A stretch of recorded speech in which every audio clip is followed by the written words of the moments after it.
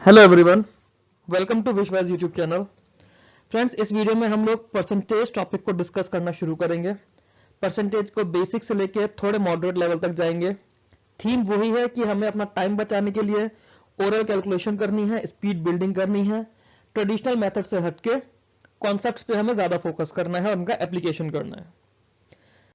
दोस्तों, परसेंटेज की अगर हम लोग बात करें, परसेंटेज का मतलब होता है बेस ऑफ 100, जहां पे हम 100 को फुल मान लेते हैं। ठीक है, अब 100 के रेस्पेक्ट में हम हर चीज को गोलमोल करते रहते हैं। फॉर एग्जांपल, अगर मेरा वैल्यू 100 है, इसका 80% हो जाएगा 80। सेम वे अगर मैं 75 को पूरी वैल्यू मानूंगा तो इसका 80% कितना हो जाएगा? 80/100 इंटू 75, मतलब 4/5 into 75 which is equals to 60। ऐसे ही अगर मैं 80 को 100% मानूंगा तो इसका 80% निकालूंगा तो कितना हो जाएगा? ये हो जाएगा 80/100 इंटू 80, 2 जीरो से 2 जीरो खत्म, दैट इज 64। ऐसे ही अगर मैं 70 का 10% निकालूंगा, 70 का 10% अगर मैं निकालूंगा, ये हो जाएगा 10/100 इंटू 70, दैट इज 7। एक चीज तो दोस्तों ये है, ठीक है। एक और देखो, अगर मेरे को 20% 100 का मेरे को 20% निकालना हो, ये वैल्यू होती है 20। अगर 125 का मुझे 20% निकालना हो, ये होगा 20/100 इंटू 125, दैट इज 25। ये कुछ हमें बेसिक कैलकुलेशन थी जो आपको क्वेश्चंस में, एग्जाम्स में बार बार यूज होंगी। और चीजें समझते हैं दोस्तों। हमारे पास एक परसेंटेज होता है, एक फ्रैक्शन होता है, ठीक है। हमें इन दोनों के बीच में इंटर रिलेशन बनाने होते हैं और उन पे काम करना होता है। ये चीजें कुछ इस तरह से हमारी चलती हैं। कैसे? 1% equals to 1/100, 2% equals to 2/100 and this is equals to 1/50, 3% is equals to 3/100, 4% equals to 4/100, that is 1/25, 5% is equals to 5/100, it is equals to 1/20।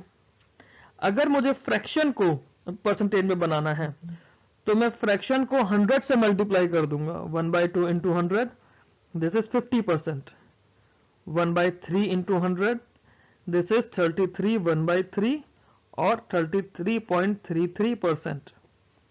1/4 है, अगर मुझे ये परसेंटेज में बनाना है तो 1/4 को मैं 100 से मल्टीप्लाई करूंगा, दिस इज 25%। इस तरह से मैं फ्रैक्शंस को परसेंटेज में या परसेंटेज को फ्रैक्शन में चेंज करूंगा। एक और चीज दोस्तों, आपको एक साइकिल बता रहा हूं, इस साइकिल को बहुत ध्यान से समझ लीजिएगा। पेज को मैं दो पार्ट में ब्रेक करता हूं। ये है इंक्रीज देन रिटर्न, ये है डिक्रीज देन रिटर्न, ठीक है। इसके अंदर मैं एक तरफ फ्रैक्शन लिखूंगा, एक तरफ आपकी परसेंटेज वैल्यूज लिखूंगा। अगर मैंने किसी चीज को 1/4 का इंक्रीमेंट करा है, वापस आने के लिए मुझे कितना करना पड़ेगा? 1/4 मतलब 25%।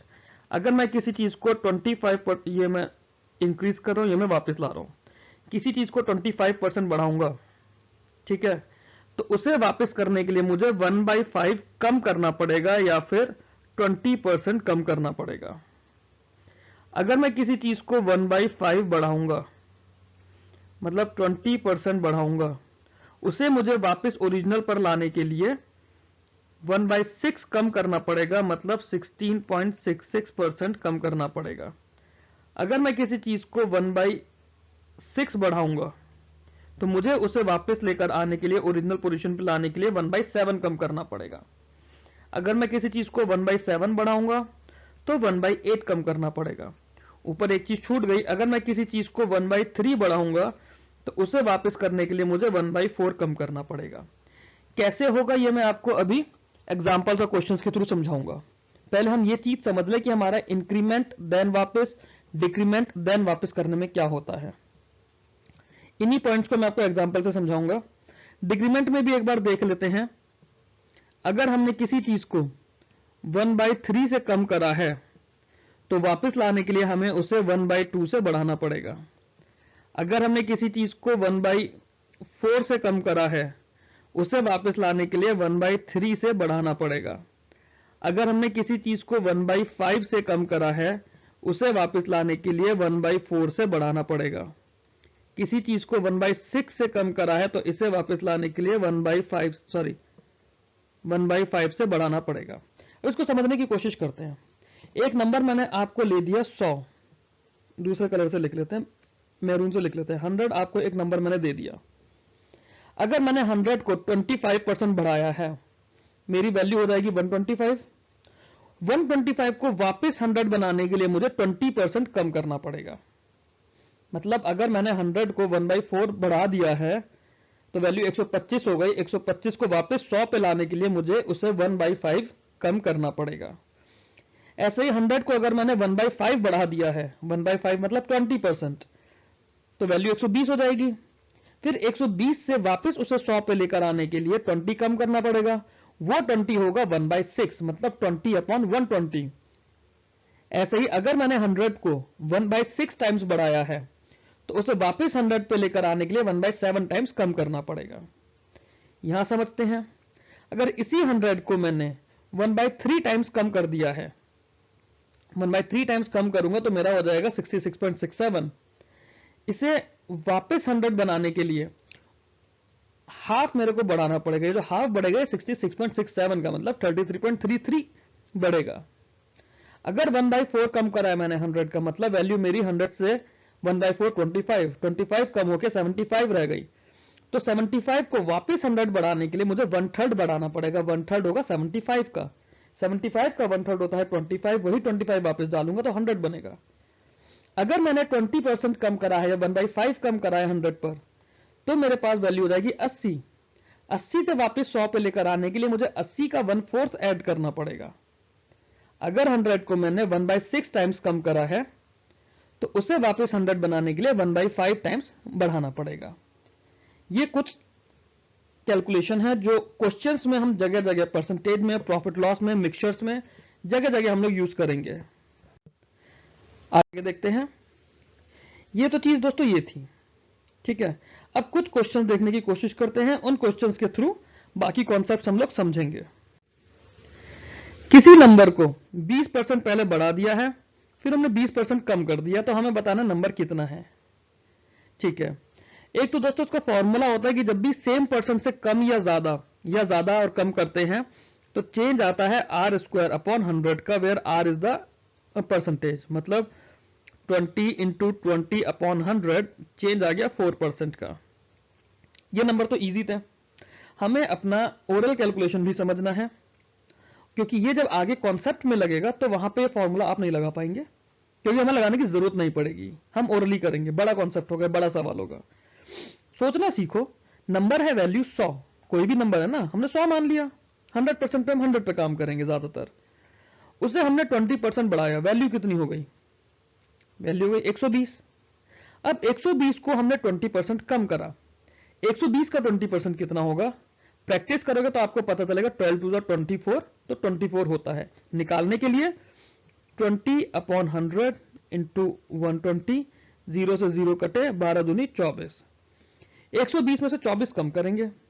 जब 24 कम करेंगे तो आपका रहेगा 96। ओरिजिनल नंबर 100 था, बचा 96। चेंज कितना आया? चेंज आ गया 4% का। नंबर को हम यहां परसेंटेज में निकाल रहे हैं, तो नंबर हो गया आपका 96% ऑफ द ओरिजिनल नंबर। अगला सवाल देखते हैं। दो नंबर किसी थर्ड नंबर से 30% और 37% कम है, तो हमें बताना है प्रेजेंट नंबर, जो सेकंड नंबर है, वो फर्स्ट नंबर से कितना परसेंट कम है। मान लेते हैं कि नंबर हमारा 100 है। जो पहला नंबर है वो 30% कम है, तो 70 हो गया। दूसरा पर्सन 37% कम है, तो ये 63 हो गया। इन दोनों में डिफरेंस कितना है दोस्तों? इन दोनों में डिफरेंस आ रहा है 7 का। ये 7 का डिफरेंस है किस पर? 70 पर, क्योंकि सेकंड नंबर पहले नंबर से कितना कम है पूछा है ना, तो 70 से 7 कम है, मतलब 7/70 हो गया। 7/70 को परसेंटेज में निकालना है, वैल्यू आ गई 10%। ये चीज ओरली हो सकती है। 60-70 का कितना है 10%। आगे देखते हैं, एक कोई एग्जाम है जिसमें 34% बच्चे मैथ्स में फेल हो गए, 42% बच्चे इंग्लिश में फेल हो गए। अगर 20% बच्चे दोनों ही सब्जेक्ट्स में फेल हैं तो हमें बताना है कि पास कितने बच्चे हुए हैं। मैथ्स में मेरे पास 34, इंग्लिश में है 42। अब इन 34 में वो बच्चे भी हैं जो दोनों में हैं 20, इन 42 में भी वो 20 बच्चे हैं। जब मैं 34 और 42 को कैलकुलेट करूंगा, इसको ऐसे समझ लो, ये मैथ्स वाले बच्चे हैं, ये इंग्लिश वाले बच्चे हैं, मैथ्स इंग्लिश। ये बच्चे मेरे जो दोनों में कॉमन हैं, ये 34 के अंदर भी काउंट हो रहे हैं, 42 में भी काउंट हो रहे हैं। तो ये 20 बच्चे मेरे 2 बार काउंट हो गए। मेरे को तो एक ही बार चाहिए ना पूरी कैलकुलेशन के लिए।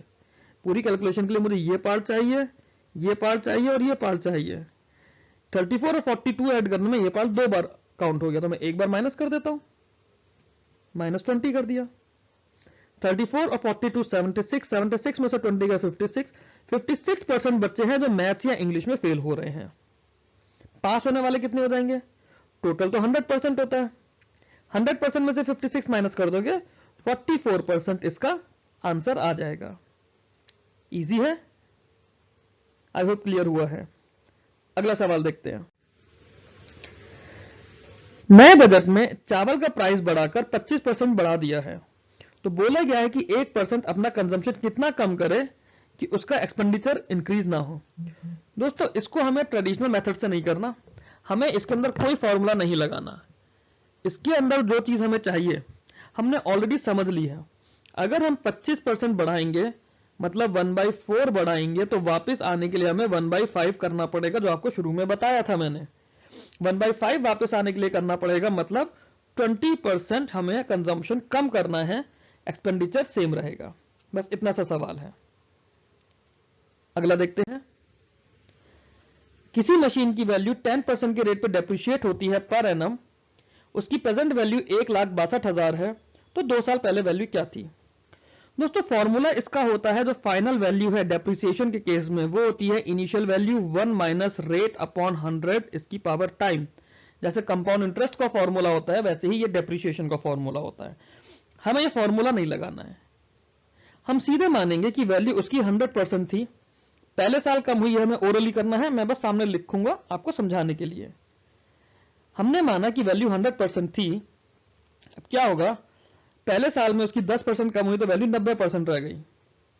दोबारा 10% वैल्यू कम होगी तो वैल्यू 90 का 10% कम हो जाएगा, मतलब 9, वैल्यू 81% रह गई। 81% की वैल्यू है 162 और इसके आगे 3 जीरो, तो मैं ये देखूंगा 81 की वैल्यू 162, मतलब वैल्यू डबल हो रही है, क्योंकि 81 2 162 होता है। तो 100% की वैल्यू कितनी हो जाएगी? 200, और उसके आगे के 3 जीरो, 2 लाख रुपए आंसर आ गया। कुछ नहीं करना, ओरली सवाल होगा।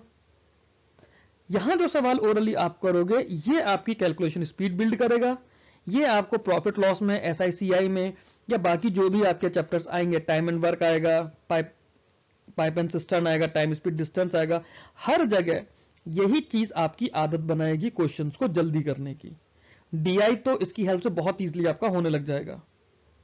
आगे देखते हैं। इलेक्शन था 2 कैंडिडेट्स के बीच में, एक को टोटल वैलिड वोट्स के 55% मिले हैं, 20% वोट इनवैलिड हैं। टोटल नंबर ऑफ वोट थे 7500। नंबर बताना है वैलिड वोट्स का जो दूसरे पर्सन को मिला है। ठीक है, 55% ऑफ टोटल वैलिड वोट्स। ठीक है, तो दूसरे बंदे को कितना मिला होगा? 45% ऑफ वैलिड वोट्स। ठीक है, तो वैलिड वोट्स कितने हैं? 7500 तो मेरे पास टोटल है। अगर मैं 75 का 20% सोचूंगा तो मेरे को सोचने में लगेगा कि 1/5 मतलब 1500। 1500 वोट हटा दिए, कितने बचे? 6000 वोट्स। 6000 वोट टोटल है। ठीक है, विनिंग कैंडिडेट को कितने मिले होंगे? 6000 का 55%। दूसरे कैंडिडेट को कितने मिले होंगे? 6000 का 45%। अब यहां पर तो निकालना इजी है। 6000 का 50% निकालूंगा तो 3000, 5% निकालूंगा तो 300, तो 3000 तो मिडवे हो गया। जिसे 55% मिले उसे 300 ज्यादा मिल जाएंगे, जिसे 45% मिले उसे 300 कम मिल जाएंगे 3000 में से। एक को 3300 मिल गए, जो जीता है, जो हारा है उसे 2700 मिल गए। हो गया। अब इसमें वो हमसे कुछ भी पूछ सकता है आगे। हमसे वो इसी सवाल में हमसे ये भी पूछ सकता है, अगर मैं ए मान लो जीत गया है, बी मान लो हार गया है, बी को ए से कितना परसेंट कम वोट मिला, बी को ए से कितना परसेंट कम वोट मिला, ये भी निकल सकता है। ए के रेफरेंस में निकाल रहा है, बी को मिला 45%, ए को मिला 55%। चेंज कितने का आया? 10% का। कितने पर आया? 55 पर। 100 से मल्टीप्लाई कर दो, ये आया 511 सा, ये आया 520 सा, 200/11। इसको सॉल्व करो, आंसर आ गया। अगला सवाल देखते हैं। दो नंबर x और y हैं रेस्पेक्टिवली, वो किसी तीसरे नंबर से 20% और 50% ज्यादा है। यहां पे फुल स्टॉप लगा देते हैं। बताना है कि x y का कितना परसेंट है। तो वैसे ही करेंगे, नंबर हमने मान लिया 100, x की वैल्यू हो जाएगी 20% ज्यादा है तो 120, y की वैल्यू 50% ज्यादा है तो 150। हमें बताना है कि 120 150 का कितना परसेंट है। सॉल्व करो, ओरली सॉल्व करो। 120 150 देखो, 12 और 15 30 से जा रहा है, 30 चौक 120, 30 पंजे 150, 4/5, 4/5 कितना होता है? 80%। तो x जो है y का 80% है। सिंपल। आगे चलते हैं। 13% of a number exceeds 5% of same by 16। तो कोई नंबर है जिसका 13% और 5% का डिफरेंस हमें दे रखा है। 13% और 5% कितना होता है? 8%। 8% की वैल्यू 16 है, मतलब वैल्यू डबल हो रही है। 100% जो नंबर पूरा होगा उसकी वैल्यू कितनी हो जाएगी? वैल्यू डबल हो रहा है तो 200 हो जाएगी। आगे चलते हैं। If A exceeds B by 60% and B is less than C by 20%, then A ratio C निकालना है। देखो, अगर A और B का आप देखोगे तो A की वैल्यू 160 हो जाएगी, B की वैल्यू 100 हो जाएगी। ठीक है, मतलब ये A रेशियो B यहां पे हमारा हो जाएगा 8:5। अच्छा, इसको ऐसे समझो, इस चीज को एक बार समझ लेना। यहां बता देता हूं आप लोगों को मैं, एक सिंपल सी चीज है। A/B हमें यहां पे मिलेगा 160/100, मतलब 8/5। ठीक है, अगर 60% ज्यादा है, 60% की वैल्यू होती है 60/100, मतलब 3/5। ठीक है, तो 5 से 3 ज्यादा है, 60% ज्यादा है ना, तो 5 अगर उसकी वैल्यू है तो उसमें 3 ज्यादा है। 5 में 3 ज्यादा करके कितना हो जाएगा? 8। तो एक नंबर 8 हो जाएगा, एक नंबर 5 हो जाएगा। ठीक है, तो A की वैल्यू 8, B की वैल्यू 5। ये सब रेशियो की टर्म्स में घूमता है। तो A रेशियो B हो जाएगा 8:5। अब B जो है 20% कम है, तो B रेशियो C कितना हो जाएगा? B रेशियो C हो जाएगा 4:5, क्योंकि 20% का मतलब 80% है। तो मुझे B की वैल्यूज को सेम करना होगा दोनों जगह, जैसे हमने रेशियो में पढ़ा था। 8:5 है, 4:5 है, यहाँ पे 4 से मल्टीप्लाई करो, यहाँ 5 से मल्टीप्लाई करो, आगे आप लोग सॉल्व कर लोगे। जैसे रेशियो में हमने रेशियो को कंबाइन करा था, सेम रेशियो कंबाइन करोगे, A/C आ जाएगा। ये आप खुद से करोगे। आगे देखते हैं। एक एग्जामिनेशन है, स्टूडेंट को 33% नंबर चाहिए पास होने के लिए। उसके 125 नंबर हैं और 40 नंबरों से फेल हो गया है। तो हमसे पूछा है कि टोटल कितने मार्क्स थे, मतलब जो मैक्सिमम मार्क्स पेपर के थे। अगर 125 नंबर हैं उसके और 40 से फेल हो गया है, तो टोटल 165 चाहिए थे पास होने के लिए। ये चीज आप ओरली सोच सकते हो। पास होने के लिए उसे 165 चाहिए थे, जो कि 33% था। 33% की वैल्यू अगर 165 है, 33 से डिवाइड करो तो 33 5 165 दिख रहा है, मतलब 1% की वैल्यू आपकी 5 आ गई। अगर 1% की वैल्यू 5 है, मैक्सिमम मार्क्स कितने होते हैं? 100%। 100% कितना हो जाएगा? 500। हो गया, इतना सा सवाल है। क्या पेन भी चलाने की जरूरत है इसमें? बिल्कुल नहीं है पेन चलाने की जरूरत। ऐसा सवाल अगर एग्जाम में प्री लेवल में आएगा, क्लर्क प्री में, तो पेन नहीं चलाएंगे आप। अगला सवाल देखते हैं। दो नंबर का डिफरेंस दिया है 20% ऑफ द लार्जर नंबर। ठीक है, 20% ऑफ द लार्जर नंबर मतलब 1/5।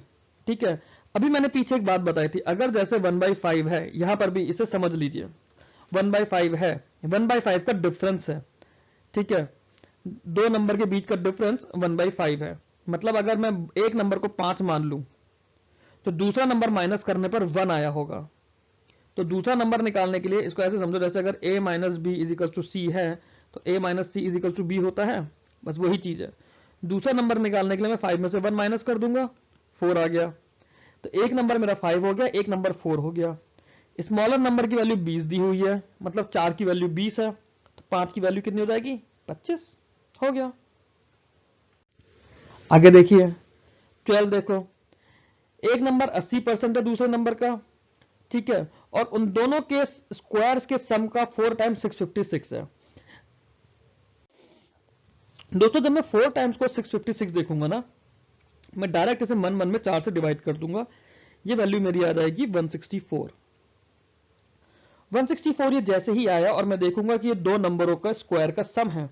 164 में को दो नंबर दिखेंगे, 100 और 64, 100 और 64 का स्क्वायर दिख रहा है मुझे ये।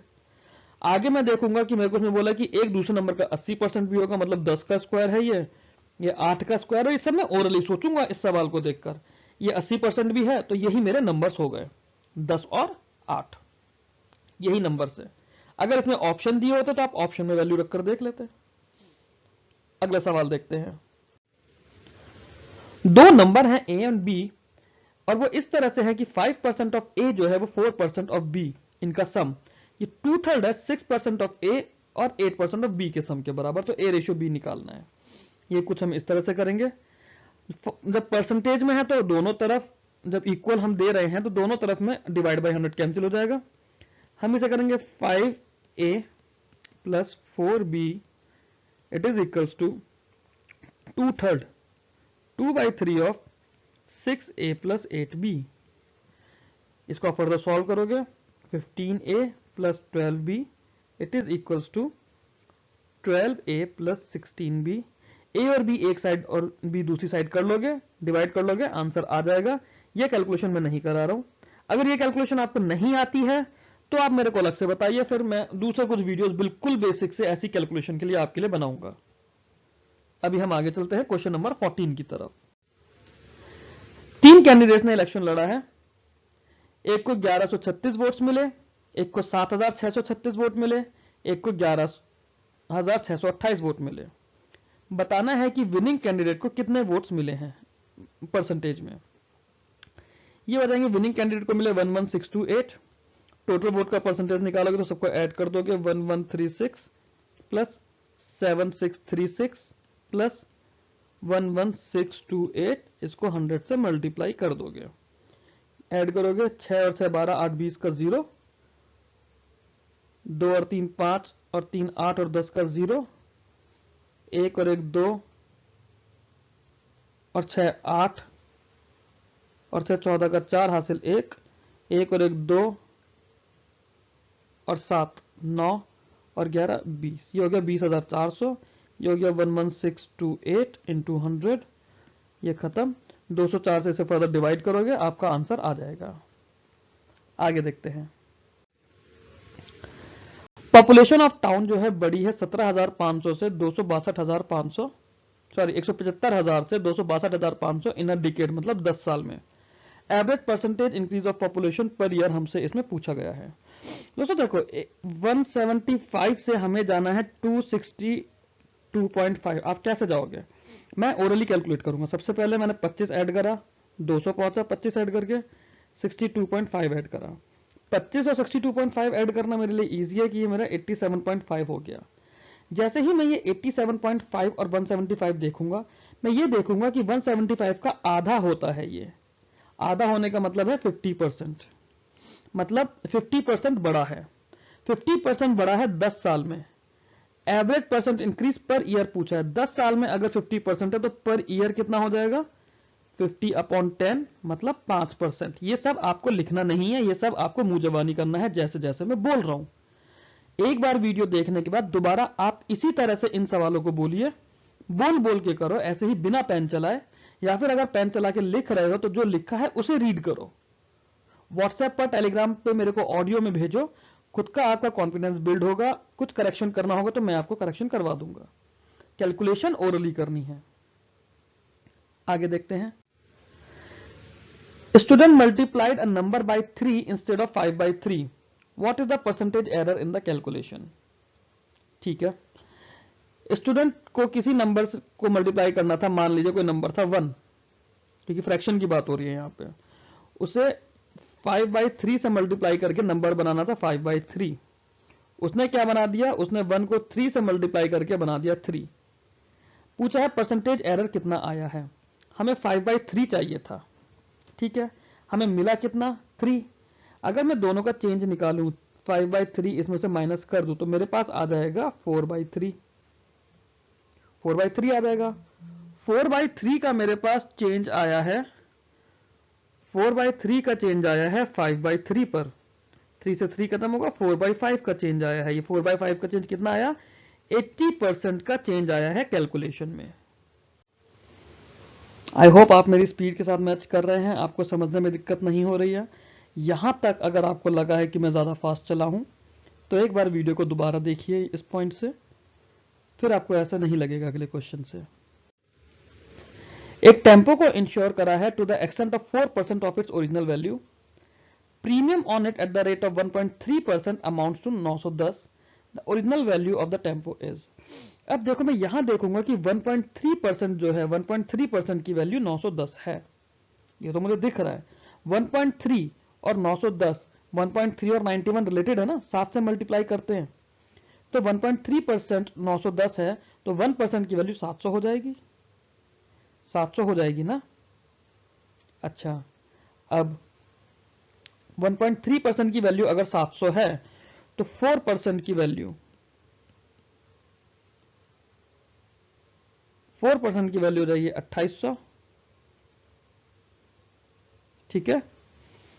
100% की वैल्यू कितनी हो जाएगी, इस क्वेश्चन में गलती है दोस्तों, ये 4% नहीं है, ये 4/5 है, ठीक है। Extend to 4/5 of its original value हम लोग इसको लेंगे, ठीक है।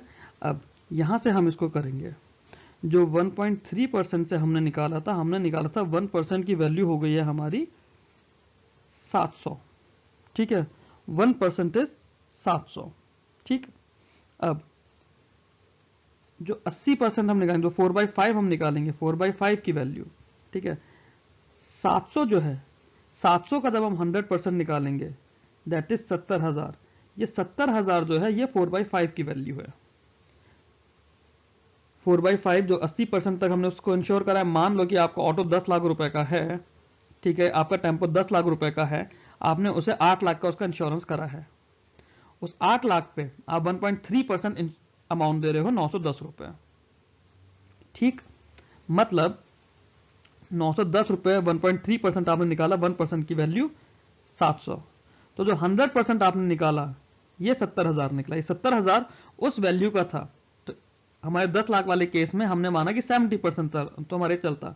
यहां पर क्या है, यहां पे 80% की वैल्यू है, मतलब 80% की वैल्यू अगर मेरे पास 70,000 है तो 100% की वैल्यू कितनी होगी, 70,000 का 1/4 ऐड कर दो। 80 से 100 बनाने के लिए 20 ऐड करेंगे ना, 20 ऑफ 80 कितना होता है 1/4, तो 70,000 का 1/4 कितना होगा, 70 का आधा 35, 35 का भी आधा 17.5, 70 में 17,500 ऐड कर दो, 87,500 आंसर आ जाएगा, ठीक है।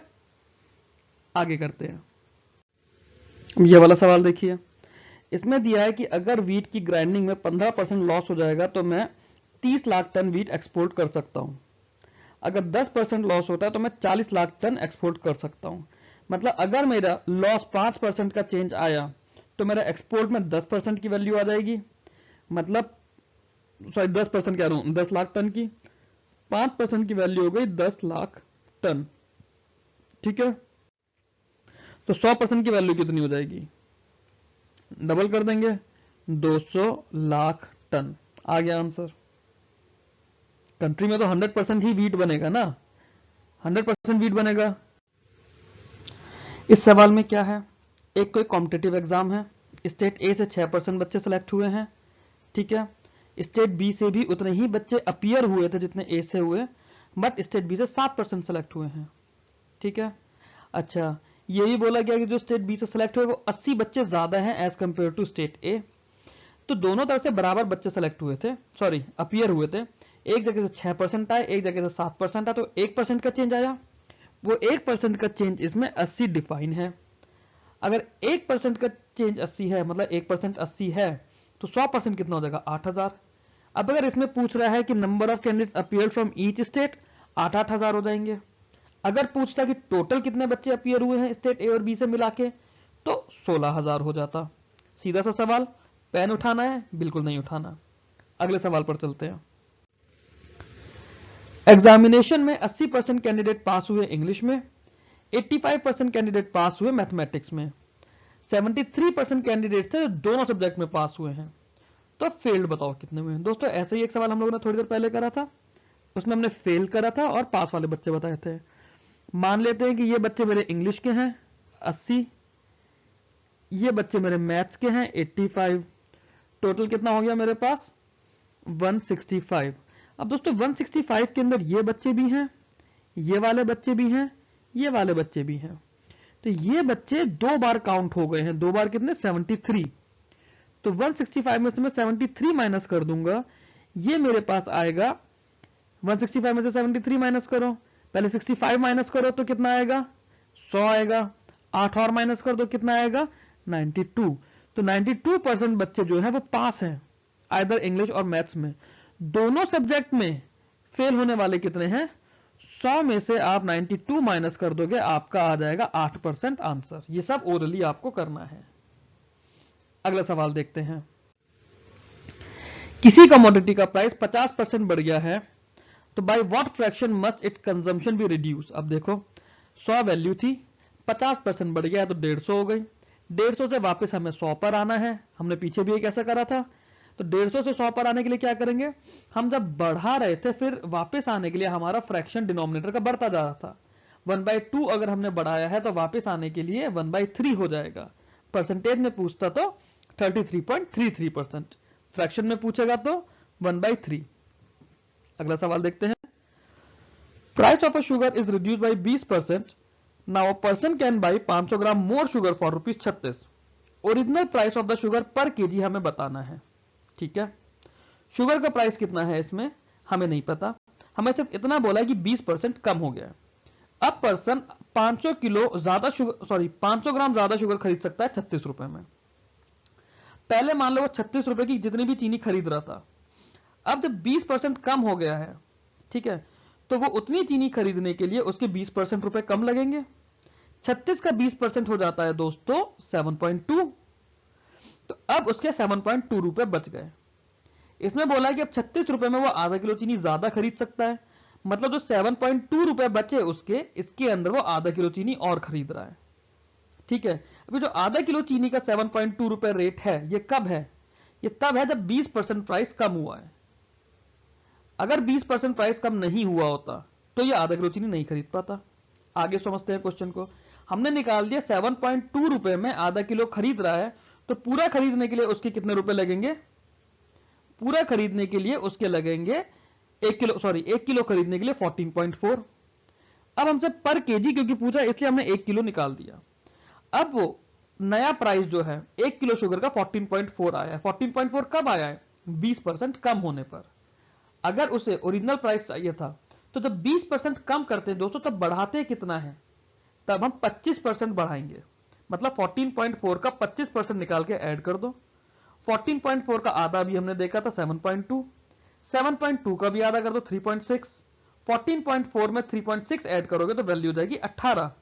मतलब ओरिजिनल प्राइस जो था शुगर का वो 18 रुपए था। ठीक है, समझ आ गया होगा। ऐसे ही ओरली करना है। 2 बार इसी सवाल को ओरली बोलकर देखो, इसका सॉल्यूशन आंसर आपसे हो जाएगा। आगे चलते हैं। किसी टाउन की पॉपुलेशन एवरी ईयर 4% बढ़ रही है। प्रेजेंट पॉपुलेशन इसकी 50,000 है, तो 2 साल बाद कितनी होगी। ठीक है, बड़ा अच्छा सवाल है। 50,000 का 4% कितना होगा, 50 का 40% 20 होता है, 50 का 4% 2 हो जाएगा, 50,000 का 4% 2,000 हो जाएगा। मतलब आज मेरी वैल्यू 50,000 है, 2 साल बाद इस पर 2,000 बढ़ जाएगा। वही आपको कंपाउंड इंटरेस्ट का फॉर्मूला लग रहा है इस पर। अब जब अगले साल जाएंगे तो इस 50,000 पे भी 4% बढ़ेगा 2,000, इस 2000 पे भी 4% बढ़ेगा, 2000 का 4% कितना होगा 80, वैल्यू कितनी हो जाएगी 50,000, 4000 80, मतलब 54,080, ये पॉपुलेशन हो जाएगी आफ्टर 2 इयर्स। सिंपल था। अगला सवाल देखते हैं। एक एग्जामिनेशन में 35% बच्चे हैं जो मैथ्स में फेल हो गए, 25% इंग्लिश में फेल हो गए, 10% मैथ्स और इंग्लिश दोनों में फेल हुए, तो पास बताओ। दोस्तों इस कॉन्सेप्ट पे मैं 2 सवाल आपको करा चुका हूं, ये सवाल आई वांट आप लोग खुद से करो। होता है तो बहुत अच्छी बात है, नहीं होता तो आप मेरे से जहां भी जुड़े हो, व्हाट्सएप पर, टेलीग्राम पर, फेसबुक पर या यूट्यूब पर, आप मेरे को बताइए। और जो मेरे टेलीग्राम ग्रुप वाले बच्चे हैं, आप जब इस वीडियो को देखोगे तो आपको तो एक एक करके बताना पड़ेगा, तुम पूरे के पूरे 14 बच्चों को मुझे बताना पड़ेगा कि ये सवाल कैसे करा है। 25 बैट्समैन ने 110 रन बनाए जिसमें उसकी 3 बाउंड्रीज थी, 8 सिक्सेस थे, तो पूछा है कि उसके टोटल कितने % रन है जो उसने रनिंग बिटवीन द विकेट्स बनाए। ठीक है, 110 रन है उसके टोटल, 3 बाउंड्रीज मतलब 12 रन, 8 सिक्सेस मतलब 48, तो टोटल उसने बाउंड्रीज और सिक्सेस से मिला के 60 रन से स्कोर करे। कितने रन उसने भाग कर लिए 50 रन, 50 रन कितने पर लिए 110 पे, परसेंटेज यहां आप निकालोगे 5/11 इंटू 10, चलो इस फ्रैक्शन पे बाद में आएंगे, 50/110 इंटू 100, ये आपका परसेंटेज हो गया। हमने क्या बात करी थी, हमने कहा था कि जब हमारा 1/11 होता है, 1/11 हमने बताया था 9.09, या क्या आपको ये 1/11 दिख रहा है, ये आपको 5/11 दिखेगा, 5/11%, मतलब जो फ्रैक्शनल वैल्यू है 5/11 दिखेगी। 5/11 मतलब 5 इंटू 1/11, 9.09 से मल्टीप्लाई करोगे तो 45.45 आंसर आ गया। ओरल सवाल था। आगे चलते हैं। B equals 10% of A and C equals 20% of B, which one of the following equals 30% of C? अच्छा, इसमें ऑप्शंस मैंने नहीं दिए हुए हैं, हम सीधे 30% of C निकालते हैं। ठीक है, A की वैल्यू मैंने मान ली 100, B कितना हो जाएगा, A को अगर 100 मान लिया तो B की वैल्यू हो जाएगी 10, C की वैल्यू कितनी हो जाएगी, C 20% है B का, तो C की वैल्यू हो जाएगी 2। ठीक है, C का 30% कितना होगा, यहां पे अगर मैं C का 30% निकालूं तो 3/10, 3/10 ऑफ 2 का कितना हो जाएगा 30% of C, it is equal to 0.6। अब इस पर जो भी होगा, जैसे 6% ऑफ B, 6% ऑफ B अगर हम निकालेंगे तो वो 30% ऑफ C के इक्वल है। 0.6% ऑफ A अगर हम लोग निकालेंगे तो वो 30% ऑफ C के इक्वल है। अगला सवाल देखते हैं। 8 is 4% ऑफ A, ठीक है, मतलब 4% ऑफ A वैल्यू दी है 8, तो 100% ऑफ A कितना हो जाएगा, 4% डबल हो रहा है ना, तो 100% 200 हो जाएगा। ठीक है, A की वैल्यू हो गई 200। 4 is 8% ऑफ B, अब B का 8% हमें 4 दे रखा है, B का 4% कितना हो जाएगा, B का 4% हो जाएगा 2, A का 4% 8 हो रहा है, B का 4% 2 हो रहा है। ठीक है, 4% पे ही अभी मैं बात कर रहा हूं, तो हमने A के केस में तो वैल्यू डबल कर दी 100% बनाने के लिए, B के केस में वैल्यू हाफ हो जाएगी, क्योंकि 4% की वैल्यू 2 हो रही है ना, 2 4 का हाफ है, तो B का 100% कितना हो जाएगा 50। ठीक है, A की वैल्यू हो गई 200, B की वैल्यू हो गई 50, C इक्वल है B/A के, मतलब 200/50, 200/50 कितना होता है 4 आंसर आ गया। अगला सवाल देखते हैं। 2 स्टूडेंट अपीयर हुए हैं किसी एग्जाम में, one of them secured 9 marks more than the other, और उसके जो नंबर हैं वो 56% है उन दोनों के सम के। ठीक है, उन दोनों के सम के, तो हमें उन दोनों के आपको वो बताने हैं, मार्क्स बताने हैं। ऐसा सवाल हमने पीछे एक करा था, ये आप खुद से करेंगे, नहीं होगा तो आप मेरे से पूछेंगे। हम अगले सवाल की तरफ चलते हैं। What percentage of numbers from 1 to 70 has 1 or 9 in the unit digit? आप देखो टोटल नंबर कितने हैं 70, यूनिट डिजिट में 1 कितनी बार आएगा, 1, 11, 21, 31, 41, 51, 61, 7 बार ये आएगा। 9 वाले देख लो, 9, 19, 29, 39, 49, 59, 69, 7 बार ये आएगा, ओरली सोच सकते हो। टोटल 14 ऐसे नंबर हो गए। 14/70 कितना होता है? 1/5। 1/5 मतलब 20%। क्या हमें पेन चलाना है? बिल्कुल नहीं। हमें कुछ लिखना है इस सवाल में? बिल्कुल नहीं। कितनी देर का सवाल है? 10 से 15 सेकंड का। आगे चलते हैं अगले सवाल पर। In certain school 20% students are below 8 years of age. ठीक है, 20% बच्चे 8 साल से छोटे हैं। Number of students above 8 years of age is 2/3 of the number of students of 8 years of age. ठीक है, तो तीन तरह के बच्चे हो गए, 8 साल से छोटे, 8 साल वाले और 8 साल से बड़े। 8 ईयर्स ऑफ एज, 8 साल वाले बच्चे दे रखे हैं 48। ठीक है, 8 साल के तो 48 हो गए। 8 साल से बड़े कितने हैं? 48 का 2/3। 48 का 2/3 निकालोगे तो वो आएगा 32। ठीक है, वो आएगा 32। अच्छा, तो 8 साल से ज्यादा कितने हो गए? 32। 8 साल के कितने हो गए? 48। ये कितना हो गया टोटल? 32 और 48, ये वैल्यू हो गई 80। अब 20% बच्चे 8 साल से छोटे हैं, तो 8 साल या 8 साल से बड़े 80% बच्चे होंगे। ये तो क्लियर है। 80% की वैल्यू कितनी निकाली मैंने? 80। टोटल बच्चे कितने थे? 100%। 100% की वैल्यू कितनी हो जाएगी? 100। सीधा सीधा सवाल। आगे चलते हैं 31 पे। अच्छा, 31 क्वेश्चन नहीं है इसमें कुछ भी। 32 क्वेश्चन जो है दोस्तों, ये आपको मैं ऑलरेडी करा चुका हूं। ऐसा सवाल आप पीछे कर चुके हैं, सेम यही डेटा था। तो ये 30 क्वेश्चन मैंने आपको इस वीडियो में कराए हैं। नेक्स्ट वीडियो में मैं अराउंड 20 क्वेश्चन आप लोगों के लिए और लेकर आऊंगा। अगर आपको ये वीडियो अच्छा लगा, आपको ये ट्रिक्स, ये मेथड अच्छे लगे, आपको लगा कि इससे आपकी कैलकुलेशन स्पीड बढ़ेगी, प्लीज वीडियो को आप लाइक कीजिए, चैनल को सब्सक्राइब कीजिए और वीडियो को अपने दोस्तों के साथ शेयर कीजिए। That's all in this video friends. Thank you very much.